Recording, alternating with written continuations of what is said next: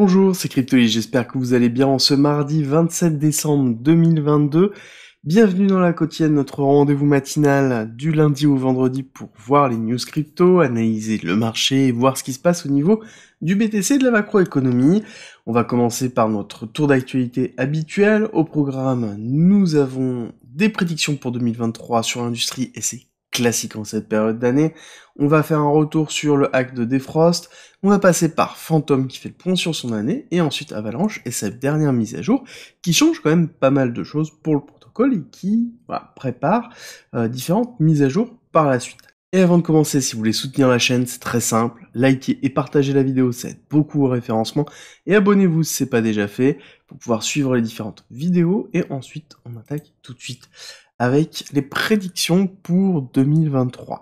Je vous en ai sélectionné deux principalement, il va y en avoir un certain nombre qui vont arriver par la suite, je pense, mais deux pour l'instant c'est très très bien, étant donné qu'elles sont totalement différentes. Dans un premier temps, nous avons la prédiction de Acetabook, qui est très intéressant, je vous invite à regarder, notamment c'est ici, je vais vous mettre le lien du Twitter qui vous redirige vers le subtrack qui est effectuée, qui est plutôt intéressante avec notamment une vision qui est très retail versus institutionnel, donc qui est plutôt anti-VC, et c'est intéressant d'avoir cette vision-là, parce que c'est une vision qui est différente de celle que je vais vous présenter, qui est celle qui est la plus suivie actuellement, qui est celle de Messari. Clairement, celle de Messari, elle est très suivie, elle est très complète, hein. C'est de loin la plus complète, je pense, du marché. On parle de 168 pages d'analyse concrète sur l'état du marché, sur ce qui se passe, quelles vont être les tendances à venir. Alors, je vais essayer de vous trouver, voilà, table of content, voilà, vous allez voir, c'est très très complet. On a la partie narratif, on a la partie sci-fi, on a la partie personne à suivre, on a la partie crypto. Alors d'ailleurs, ce qui est intéressant, c'est dans la partie personne à suivre, si vous avez regardé le rapport Messari de l'année précédente, il y avait notamment Terra Luna, bon, c'est très intéressant, on avait FTX, enfin bref. Mais justement, il en parle aussi de cette façon-là. On a les crypto-trends dans lesquels on va avoir les NFT, on va avoir quelle est la position d'Ethereum et les L1, qu'est-ce que les DAO et les Web3 dans 2023, quels vont être les trends sur la DeFi, et on a les petits bonus classiques que l'on peut avoir. Mais c'est plutôt très bien fait, il faut comprendre que Messari, c'est une des grosses sociétés d'analyse du marché, et c'est un des leaders de l'analyse du marché, pour ne pas dire le leader, clairement, et c'est l'analyse qui est la plus regardée sur l'ensemble du marché actuellement. Je vais vous couvrir ça dans une vidéo, où je vais revenir point par point sur les éléments essentiels, et je vais vous faire aussi une vidéo avec ma vision de la technologie, de l'évolution de la crypto-monnaie en 2023, pour certainement dimanche. Fêter justement cette nouvelle année ensemble à travers cette vidéo-là. Donc en attendant, je vous mets tout ça si vous avez envie de lire. Alors oui, par contre, c'est en anglais, il y a beaucoup de choses très intéressantes. Si vous ne savez pas quoi lire en ce moment, je vous conseille réellement de le lire, ou sinon d'attendre tout simplement ma vidéo de résumé qui arrivera dans la semaine. Ensuite, on attaque avec un hack de Defrost Finance, hack dans lequel on a vraiment une faille monumentale dans le smart contract qui a été effectué, et c'est là où ça nous rappelle vraiment l'importance des audits dans les contrats dans lesquels on dépose. Il faut impérativement vérifier dans la DeFi, est-ce que les contrats sont à jour, et est-ce que les audits qui ont audité ces contrats sont aussi à jour, ils correspondent à la mise à jour du contrat. Parce que ça arrive souvent que la première audit a eu lieu, parce qu'une audit coûte cher, donc premier audit a eu lieu, ils veulent évoluer, font évoluer le contrat, et refont des fautes, et ne font pas réauditer, et malheureusement, on peut se retrouver avec des gros hacks. Là, c'est un petit hack, on parle de 173 000 $. Alors oui, c'est sûr, ça fait petit par rapport aux millions de dollars qu'on a pu avoir, ou aux milliards de dollars qu'on a pu avoir en 2022, ça n'empêche que ça reste quand même conséquent, au vu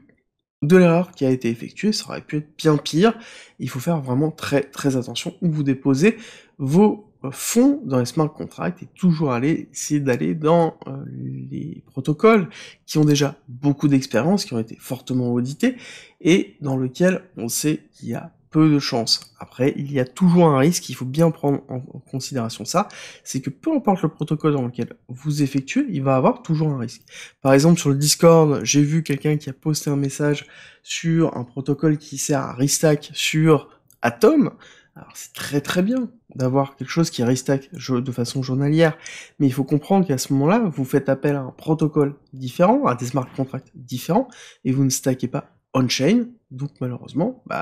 vous êtes un petit peu bloqué et ça risque d'être impactant. Surtout s'il y a un hack sur ce smart contract, il y a beaucoup plus de chances d'en avoir que sur on-chain directement pour quoi 2-3% de plus en APY si jamais vous le faites pas vous-même. Et encore, si vous le faites vous-même, je pense que vous descendez à 0,5% d'APY. Je veux dire, restacker sur Kepler, c'est quelque chose qui est très simple et qui prend peut-être 2-3 minutes, grand maximum si jamais vous avez beaucoup à restacker, si vous avez beaucoup de blockchain sur Kepler, mais voilà, c'est très très rapide, ça coûte assez peu cher, et somme toute, vous allez gagner en APY, et l'écart entre un protocole de restacking va être vraiment très faible. Ensuite, nous avons André Cronje. Alors, vous savez ce que j'en pense, vous savez quelle est ma vision de ce personnage dans l'écosystème Phantom, mais néanmoins, il a posté, ça fait 2 fois d'ailleurs qu'il poste des choses très intéressantes au niveau de Phantom. La première, c'est l'évolution de Phantom au niveau de la trésorerie, où on se rend compte que Phantom a une énorme trésorerie, et là, c'est un retour sur l'état de l'ensemble de l'écosystème Phantom, avec un lien Medium qui est très intéressant, dans lequel on revient sur absolument tout, sur la croissance, sur les block size, sur le gaz utilisé, voilà, on refait absolument toutes les métriques importantes de l'écosystème pour voir un petit peu où on en est, et c'est ce qui est intéressant aussi, c'est de voir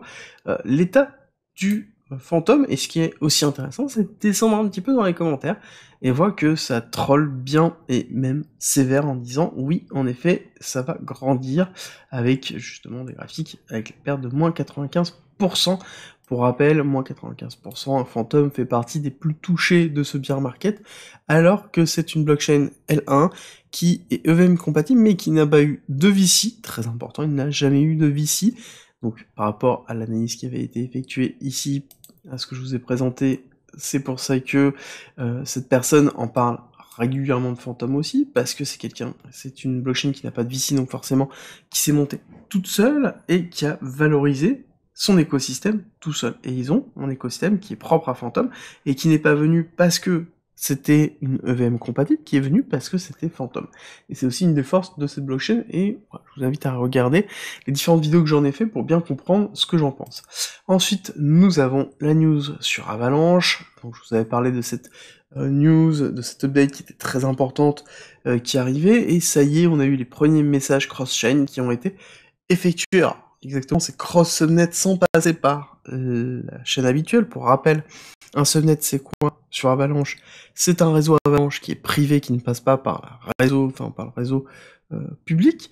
Et là, on arrive à envoyer des messages entre plusieurs subnets sans passer par le message, par en tout cas le réseau public. Ce qui est important pour le développement par la suite, soit de l'interopérabilité générale dans lequel Avalanche va vouloir aller à un moment donné, et ensuite au développement réel des use cases dans lesquels les subnets doivent pouvoir communiquer sans passer par la chaîne publique. Et c'est une des forces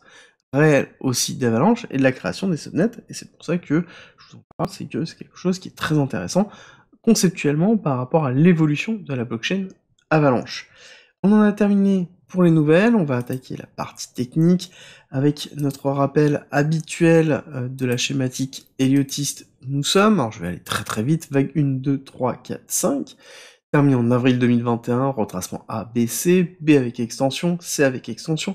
Nous sommes en train de travailler en dessous du 618 et on est en train de travailler le 786. Oui, nous sommes dans une zone de rechargement long terme sur le BTC. Attention à la stratégie de DCA que vous effectuez si jamais vous faites du TCA. Est-ce qu'on peut descendre plus bas? Oui, nous avons le 786, nous avons le top de la 1, donc 15 000, 14 000, et ensuite nous avons le 1,618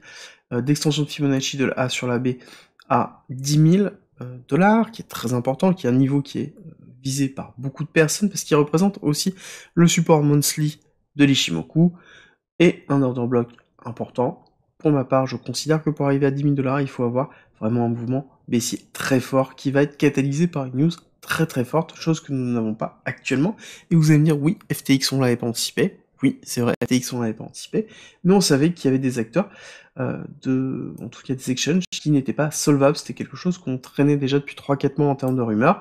et ce qui est intéressant aussi, c'est qu'en weekly, nous voyons bien toujours cette grosse divergence haussière qui traîne. On passe en 1 heure sur la partie basse, donc c'est-à-dire sur cette partie effective ici, et en 1 heure, nous sommes dans la partie FTX, nous avons bien la représentation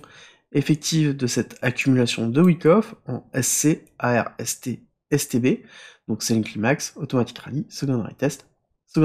phase B, on est bien dans la prise de liquidité avec juste une petite mèche, réaccélération haussière, et pourquoi je vous présente en daily, alors que d'habitude je vous présente en horaire, donc on va aller faire un tour en horaire pour voir ce qui s'est passé, vous allez voir que c'est assez plat, mais somme toute ce qui est intéressant, c'est de prendre un petit peu de recul et de retirer cette notion forte de bruit de marché, qui est très présent quand on regarde en horaire, quand on fait de l'intraday, mais qui est intéressant de pouvoir toujours reculer pour bien se rendre compte que nous avons bien fait un break-off structure ici, structuré dans lequel on a cassé la R, qui est une des raisons pour lesquelles certainement on va aller retester une partie plus basse, mais dans lesquelles potentiellement on ne fera pas tout de suite le spring. Parce que nous avons break ici, donc potentiellement, si on fait une accumulation dans cette zone ici des 16 000, 15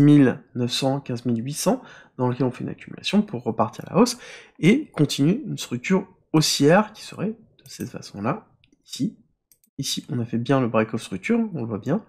reteste ici pour une continuité haussière, et aller retester potentiellement les 20 000, les 19 000, on verra au moment opportun, mais c'est important de se rappeler ça. On passe en 1 heure, nous avons une politique depuis FTX qui est autour de la compression de liquidité, on le voit très très bien dans les différentes zones, nous avons une compression de liquidité ici, long squeeze, short squeeze, compression de liquidité, long squeeze, short squeeze, compression de liquidité, long squeeze, short squeeze, compression de liquidité. Ah, cette fois-ci, on n'a pas eu, pour rappel. Et ensuite, pareil, on se retrouve dans la même schématique, et on refait exactement les mêmes choses. Ici aussi, pareil, on se retrouve toujours dans cette schématique-là depuis déjà un certain temps, parce que le marché est à court de liquidité, parce que malheureusement la fin de l'année approche, et donc ça veut dire aussi un manque de liquidité clair, que ce soit par la macroéconomie générale et bien sûr l'événement crypto, dans lequel on a eu quand même une série crash entre Terra Luna, 3ici, Celsius, FTX, donc forcément la confiance crypto a beaucoup bougé, a beaucoup shifté vers le bas, et donc forcément on a des investissements diminuent, on a une macroéconomie qui est compliquée, et on a une fin d'année qui fait que c'est plat. C'est plat, c'est vraiment très très plat. Et ce qui est intéressant de voir, c'est regarder le BTC au niveau de la volatilité, qui est très importante, et qu'on voit justement qu'on est arrivé dans des niveaux très très bas au niveau de la volatilité. Alors, pour rappel, la volatilité basse, on était en novembre 2018, on était en juillet 2020, et actuellement, nous sommes dans une volatilité très très basse. On a eu un début de réaccélération de volatilité, notamment avec la partie de décembre, on a eu une très très belle réaccélération avec justement le petit rallye où on est allé faire un petit break en structure au-dessous de 18 000, mais on voit que depuis, c'est le calme plat, depuis cette fin d'année, et on a break le plus bas, on est allé chercher le plus bas de 2020, très important parce qu'on n'avait pas break depuis très longtemps, l'accélération baissière est allée juste faire un retest, là on est allé casser très fortement, le prochain plus bas, et le niveau de 2018, qui avait été un niveau de volatilité qui avait duré d'ailleurs pendant un certain temps, hein, de 14 novembre 2018, donc du 24 octobre au 14 novembre 2018, donc qui avait duré quand même pendant un certain temps, où on s'était retrouvé dans une zone de ranging avec des bougies totalement comprimées, des bougies totalement plates, et c'est un petit peu ce qu'on risque d'avoir, c'est ce que je vous avais un petit peu annoncé justement à mercredi, jeudi, où je vous avais dit que potentiellement on allait se retrouver avec une volatilité totalement plate. Ce qui est intéressant de voir, c'est qu'on est vraiment en train d'écraser totalement ce niveau-là, d'accord? On est reparti, et donc ce qui est aussi intéressant, c'est qu'on a break totalement la trendline dans lequel ce support de volatilité est important. Alors qu'est-ce que ça veut dire exactement, le support de volatilité? Ça veut dire quoi? Ça veut dire qu'on est vraiment dans une zone dans laquelle il y a très très peu de mouvements de prix. C'est-à-dire que dans une journée, il n'y a quasiment pas de mouvement. Dans 7 jours, parce que là on est dans une représentation de 7 jours, on se retrouve dans quelque chose qui est totalement aplati, et dans lequel on a quasiment pas d'action et de mouvement de prix. Alors ça, il y a plusieurs possibilités. Soit on se retrouve sur énormément de demandes dans un prix exact, soit il y a très très peu d'achats et de reventes de contrats qui sont effectués. Bon, voilà, clairement, on va pas se leurrer, c'est quelque chose qui est présent ici, on le voit bien, qu'on est sur une forme de statu quo depuis le 17 décembre où certes on a eu short squeeze, long squeeze, mais depuis on se retrouve sur quelque chose qui est totalement plat, notamment avec Noël qui est une fête très importante aux US, dans lequel Wall Street est généralement totalement fermé, où il y a très très peu d'actions, et ça jusqu'à la fin de l'année, malgré le fait qu'on a la période des Four Witches qui arrive et qui devrait se terminer, plus la clôture annuelle, donc on va avoir normalement pas mal de mouvements jeudi et vendredi, mais ça n'empêche que on va être toujours sur une espèce de volatilité très plate, dans lequel on va avoir par contre un mouvement très fort qui va en sortir. Parce que le principe de cette volatilité très plate, c'est aussi de comprimer, surtout sur le BTC, de comprimer des liquidités en haut et en bas. D'accord ? Il faut bien comprendre que là, la compression de liquidité, elle se fait très lentement, on a très peu de liquidités qui sont en train de se faire, c'est pour ça aussi qu'on n'a pas de gros mouvements. Si on avait eu beaucoup de liquidités en short qui étaient ici, on aurait déjà fait un short squeeze très fort. Alors on a fait une petite mèche ici pour aller liquider, plusieurs fois on les voit, ces petites mèches là, qui sont importantes, qui vont chercher justement ces petits clusters de liquidités, mais qui sont quand même assez faibles. Il faut bien comprendre qu'on va arriver sur une clôture annuelle, même pour les exchanges, et donc forcément aller chercher les clusters de liquidités vont être intéressants, même si c'est normalement interdit. On sait que c'est commun, parce qu'il n'y a pas de preuves, et c'est très très peu régulier sur les exchanges, donc forcément on sait à un moment donné qu'on ira chercher des clusters de liquidités, et ensuite on a les options, je referai un topo certainement demain sur les options. Les éléments que je voulais vous donner aussi, on va parler du MVRV, qui est le Z-score, qui est très important, qui est la représentation du ratio market cap sur réalisé. Concrètement, ça veut dire quoi? C'est est-ce que les personnes sont sous l'eau et à quel point elles sont sous l'eau. C'est-à-dire à quel point elles sont en négatif dans la réalisation de leurs profits. Et c'est ce qui est vraiment, vraiment important. Et là, on voit que depuis déjà un certain temps, depuis la cassure, et ça on le sait, depuis la cassure de 3 ici et de Celsius, on a déjà eu pas mal de temps sous l'eau, mais le Z-index n'était pas repassé en dessous de cette zone verte qui a généralement été la zone des bottoms continuellement. Et ce qui a tendance à être vu, c'est qu'on est censé avoir une incursion en dessous, très basse, pour aller valider vraiment le bottom. Et on voit qu'on est vraiment très très proche avec FX, mais que ce n'est pas encore la fin, qui est la représentation potentielle d'un spring qui pourrait arriver pour se faire. Après, encore une fois, on se base sur quelque chose qui est empirique,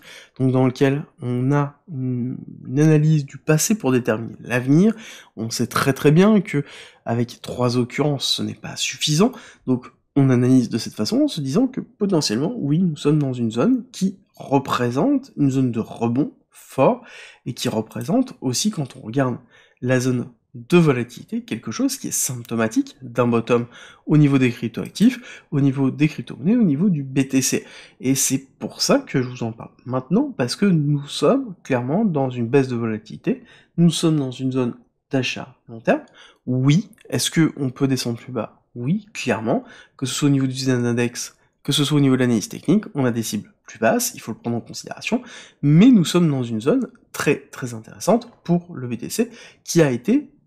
par plusieurs fois synonyme de rebond, ou en tout cas de latéralisation, pour la formation d'un bottom. Ici, nous sommes déjà depuis un certain temps dans cette zone-là, mais nous ne sommes pas dans la zone basse de cette zone-là, et nous sommes enfin arrivés dans cette zone basse importante, dans laquelle potentiellement, oui, nous avons pu poser un bottom. Et est-ce qu'on le pose maintenant ou est-ce qu'on continue à ranger pour aller faire potentiellement un spring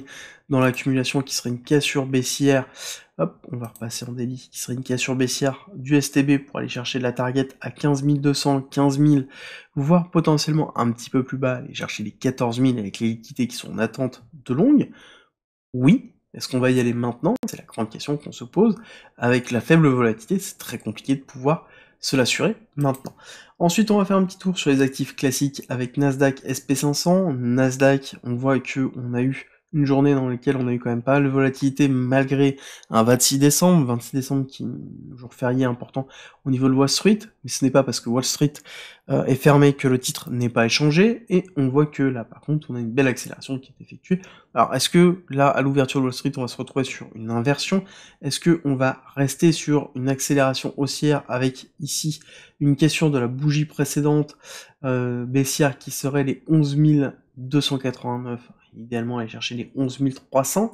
c'est la grande question aussi. Est-ce que vraiment on s'arrête dans ce 786? Vous savez que ma target, oui, elle est potentiellement ici dans la zone de rebond, mais j'ai une seconde target qui est le 886, sur lequel on irait retester ou prendre l'inducement qui se trouve ici pour structurer une accumulation et potentiellement repartir à la hausse, qui serait une représentation ici d'une zone de ranging pendant un certain temps, le temps que tout simplement la Fed fasse son travail, que l'inflation continue à diminuer et que la Fed fasse une augmentation de 0,5, 0,25, puis ensuite une dernière de 0,25, avant de statuer à 0% et préparer un potentiel pivot.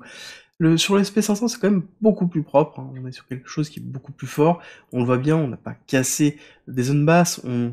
a rebondi sur le 0,5 de retracement, on n'est même pas allé checker le 618 qui représente un retest de l'inducement ici, donc pour moi on irait retester potentiellement le 786 au niveau du SP500, d'ailleurs ça voudrait dire que au niveau du Nasdaq, on irait peut-être même casser beaucoup plus bas. Sur le Nasdaq, on irait peut-être retester le plus bas si jamais le SP500 va retester le 786, d'accord? Le SP500 est bien supérieur par rapport au Nasdaq, ce qui est normal étant que le Nasdaq représente les valeurs technologiques, donc c'est-à-dire que les valeurs futures, parce que la technologie, on investit sur quelque chose qui a des promesses pour l'évolution future, et quand on est dans une zone d'incertitude financière et économique comme maintenant, forcément, ça a beaucoup moins de poids sur du court et du moyen terme d'investir sur ce type d'actifs. Il faut bien le prendre en considération, et c'est pour ça que le Nasdaq est moins performant actuellement que le SP500. On a terminé avec l'analyse. Si ça vous a plu, likez, partagez la vidéo, ça m'aide beaucoup, et laissez-moi un petit commentaire, ça me fait toujours plaisir. Je vous dis à très vite pour une nouvelle vidéo. Avant de se quitter, je vous rappelle que le Discord est en commentaire, c'est gratuit, et c'est un lieu de partage et d'échange autour de la crypto-monnaie, de la blockchain, du trading et de l'investissement. N'hésitez pas à rejoindre justement notre communauté de passionnés, et pour tous ceux qui veulent soutenir la chaîne et le Discord, on a mis en place un premium avec plus de contenu, avec plein de choses, comme par exemple 100 vidéos, 300 pages de formation et de guides structurés autour d'un parcours pédagogique. On y en rajoute toutes les semaines, donc ça grossit toutes les semaines. Vous y retrouverez aussi des stratégies de trading, des stratégies d'investissement, des analyses, des lives hebdomadaires, des briefs quotidiens que j'effectue sur le marché, plein de choses, plein de contenus. N'hésitez pas à nous rejoindre et je vous mets une petite vidéo en haut à droite pour les curieux. Je vous dis à tout de suite.